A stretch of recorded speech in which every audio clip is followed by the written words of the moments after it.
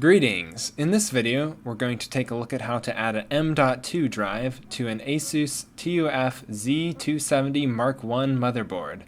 So let's get started. The first thing you're going to need is obviously your M.2 drive.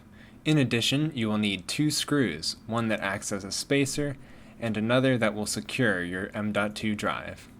These were both included with the motherboard. Step 1. Unscrew and remove the plate that covers the M.2 slot. Next, insert the spacer screw. Then, once that's complete, insert your M.2 drive. Then hold it down while you insert the second screw. There's no need to tighten it extremely tightly. Just make sure it feels snug so that the M.2 drive will not come loose.